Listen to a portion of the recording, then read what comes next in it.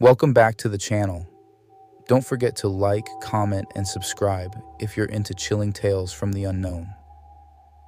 Today we've got a terrifying story sent in by a subscriber named Adrian, who recently had a brush with something beyond our understanding. Sit back, turn off the lights, and let's dive in. Adrian had just moved into a new apartment on the outskirts of town, a place that seemed perfect. The building had character, a charming mix of old-world style with modern touches. It was quiet, with big windows and high ceilings that let in the light. But at night, Adrian noticed something strange. The atmosphere would shift, and the silence felt oppressive, as if he wasn't alone. The first incident happened just days after he moved in. It was around midnight, and Adrian was getting ready for bed when he heard a faint knocking sound. At first, he thought it was coming from the hallway or one of the neighboring units.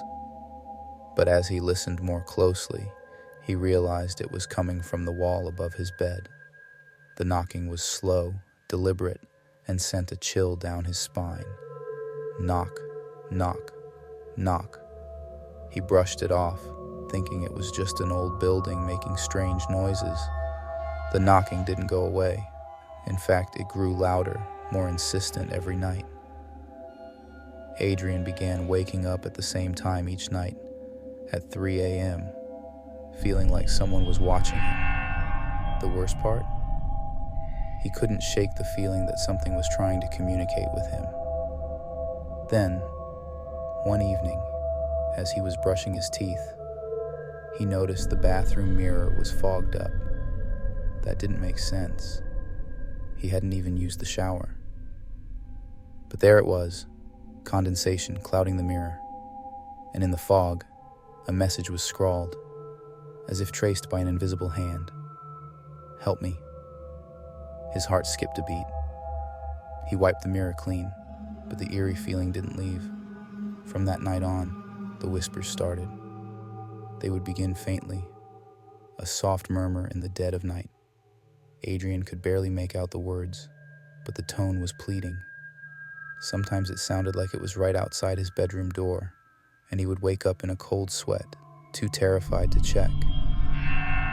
One night, Adrian finally gathered the courage to look. Slowly, he opened his door and peered into the hallway.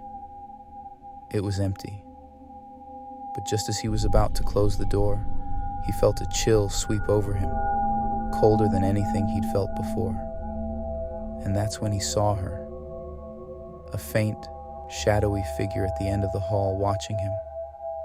She was just barely visible, her form flickering in and out like an old film reel. Her face was a mask of sadness, and her gaze was locked onto his. Adrian slammed the door, his heart pounding, and spent the rest of the night wide awake. The next day, he did some digging and found out that a woman named Emily had lived in the building years ago. She had gone missing under mysterious circumstances, and her disappearance had never been solved. But her neighbors had reported strange occurrences afterward, sounds in the night, fogged up mirrors with messages, and fleeting glimpses of a woman in the hall. Desperate to understand, Adrian decided to try reaching out to her.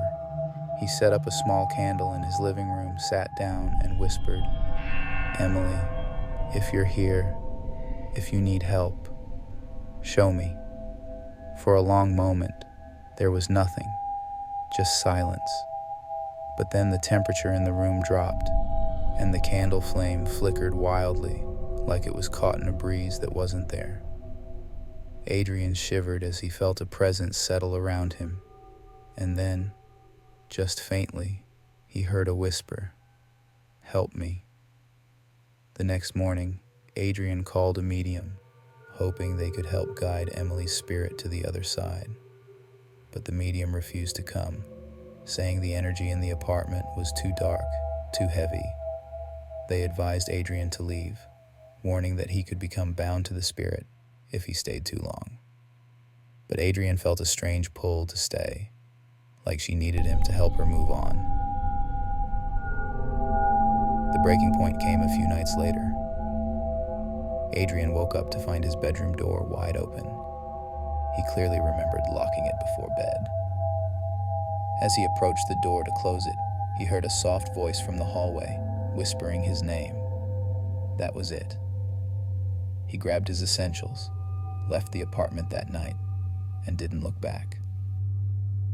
To this day, Adrian says he can still feel her presence.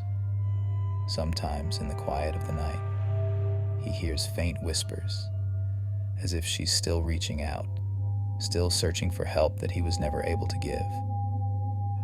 That's Adrian's story. What do you think? Did he do the right thing by leaving, or should he have stayed to try to help Emily find peace? Let me know in the comments.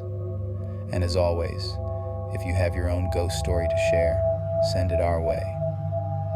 Until next time, stay safe and keep an eye out for the things that might be lurking just beyond the light.